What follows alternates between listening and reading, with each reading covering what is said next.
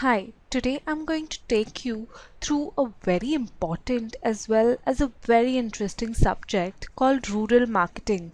The reason why we are studying rural marketing is because India today is huge and most of India comprises of the rural consumers.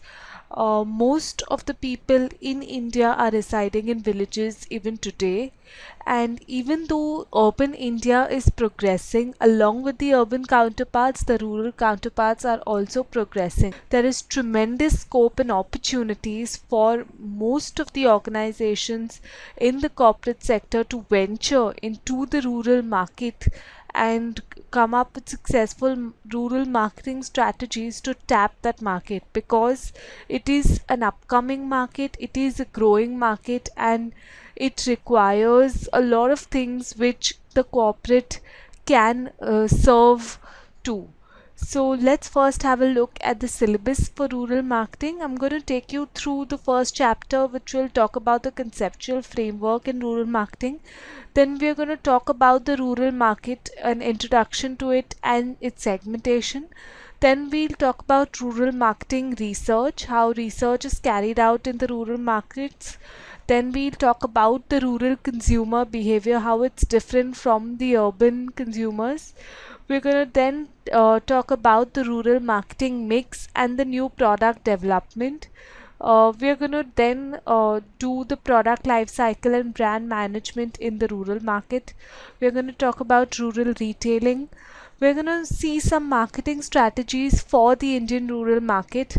We're going to see how can you do rural marketing of FMCGs, rural marketing of financial services, marketing of agricultural inputs and produce, and we're also finally going to touch upon e-rural marketing and e-governance for rural India.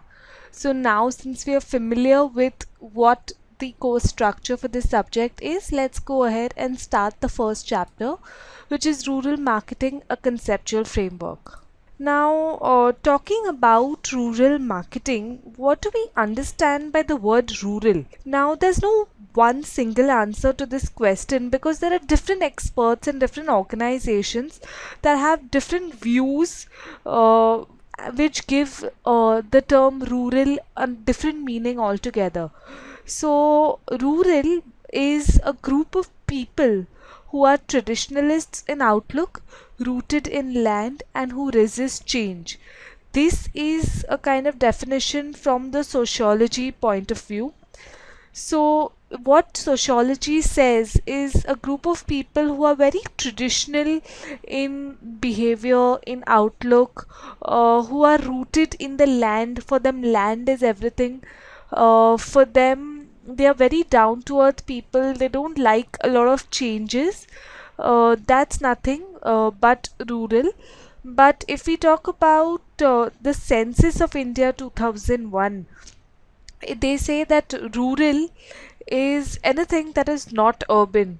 So, all locations within a municipality or corporation, cantonment board, or a notified town area committee, all locations that have a minimum population of 5,000, at least 75% of the male workforce is engaged in non-agricultural activities, and a population density of over 4,000 persons per square kilometer is rural. So, different experts have different views, but of course, as we have understood that rural is something which is very different from urban. Talking about rural marketing, now, rural marketing, in simple words, is the process of developing, pricing, promoting, distributing rural specific goods and services, leading to an exchange between the urban and the rural markets, which satisfies the consumer demand and also achieves organizational objectives. Now, in rural marketing, what we do is we develop a product, we price it as per the rural market, promote it in their particular ways, distribute rural specific goods and services. This does not mean that the goods and services are completely different from the urban, but they are just tailored and altered as per the needs of the rural people. A toothpaste is used by an urban consumer as well as a rural consumer, but the needs and wants of an urban consumer and a rural consumer will be very different, and that's why we term it as rural specific goods and services. This leads to an exchange between the urban and the rural markets. So what happens is companies like your Colgate, your HUL, ITC, they sell their products in the rural markets, and the rural people purchase their products. That's why there is an exchange that takes place.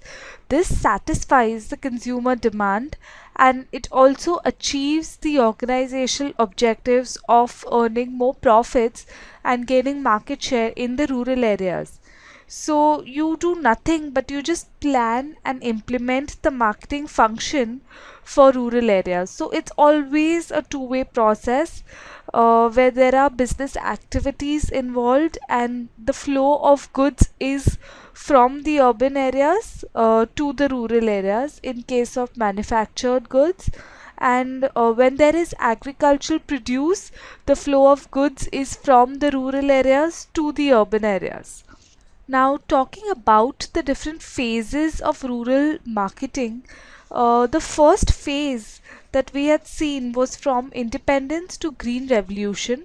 This was also called agricultural marketing because the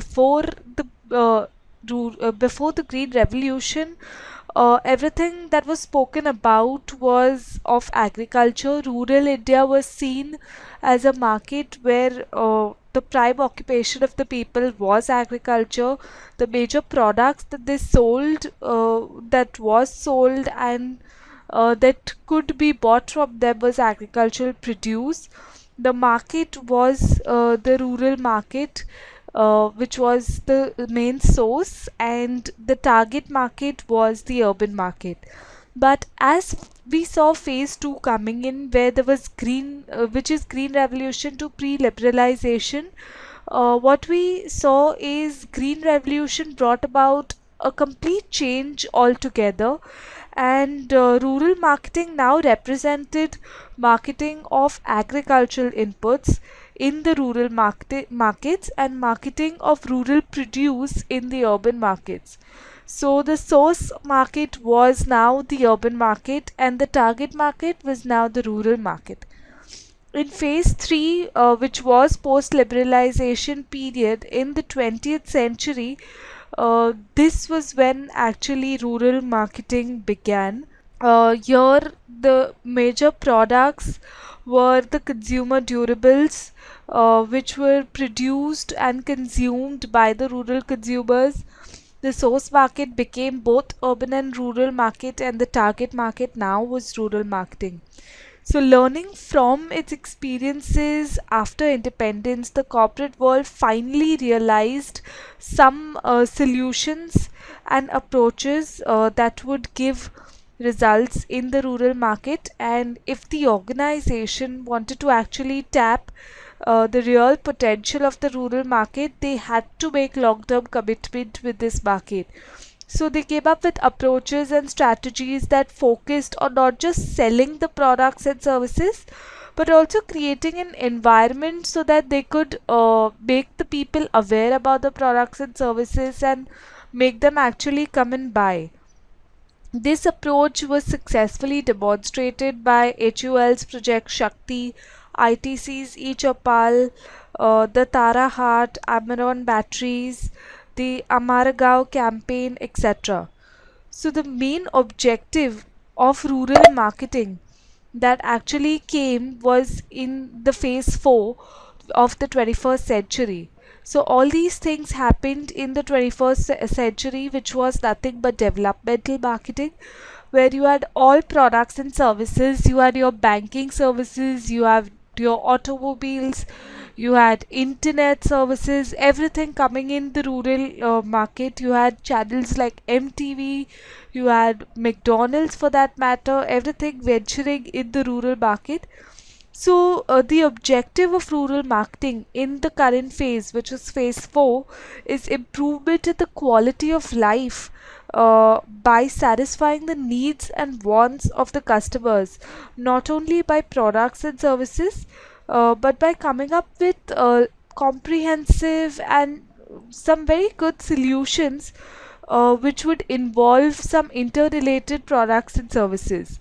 Because in a rural dominated country like India, where around 40% of the population is poor, the concept of rural marketing has to be developmental in nature. Business organizations have to consider how to integrate the rural areas in their business model so that they have a win win situation on both sides. If you deliver a better standard of living and enhance the quality of life in an efficient manner, that's the role of rural marketing in the 21st century. And the rural salesperson is much more than a mere order taker. He's actually the carrier of the development message to the less informed rural population.